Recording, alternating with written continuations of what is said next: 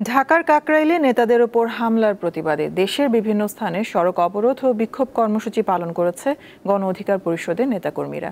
এ সময় জাতীয় পার্টির অফিস ভাঙচুর, মহাসড়ক অবরোধ এবং বিক্ষোভ মিছিল ও সমাবেশ করে তারা। ডাকসুর সাবেক ভিপি নুরুল হক নূরের উপর হামলার প্রতিবাদে শনিবার দুপুরে চাঁপাইনবাবগঞ্জ শহরের বিশ্ব রোড মোড়ে অবস্থান কর্মসূচির আয়োজন করে গণ অধিকার পরিষদ।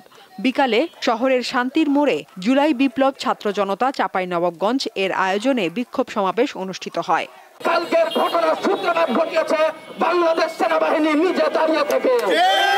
সেই ক্ষমতা আদৌ তাদের কাছে আছে নাকি আওয়ামী লীগের কোনো বি বা সি টিমের কাছে আছে? গণ অধিকার পরিষদের শান্তিপূর্ণ মিছিলে জাতীয় পার্টি ও আওয়ামী লীগের যৌথ হামলার প্রতিবাদে বিক্ষোভ মিছিল করেছে গণ অধিকার পরিষদ সিলেট জেলা ও মহানগরের নেতাকর্মীরা। ভিপি নূরের উপর হামলা করেছে, তাদেরকে চিহ্নিত করতে হবে, কারণ এই ধরনের ঘটনা মানুষকে আরো শঙ্কিত করছে। নুরুল হক নূরের উপর হামলার প্রতিবাদে দিনাজপুরে বিক্ষোভ মিছিল করেছে জেলা গণ অধিকার পরিষদ। দিনাজপুর জেনারেল হাসপাতাল মোড় থেকে শহরের বিভিন্ন সড়ক ঘুরে মিছিলটি কালীতলা গিয়ে শেষ হয়। নূরের উপর হামলার প্রতিবাদে টাঙ্গাইলে জাতীয় পার্টির অফিসে ভাঙচুর করেছে নাগরিক অধিকারের নেতাকর্মীরা। হামলাকারীদের দ্রুত গ্রেফতার ও দৃষ্টান্তমূলক শাস্তির দাবিতে দুপুরে কুমিল্লার কোটবাড়ি বিশ্ব রোড এলাকায় সড়ক অবরোধ কর্মসূচি পালন করে তার অনুসারীরা।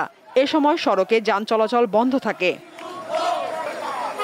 সাদিয়া চৌধুরী, দীপ্ত, বার্তা কক্ষ।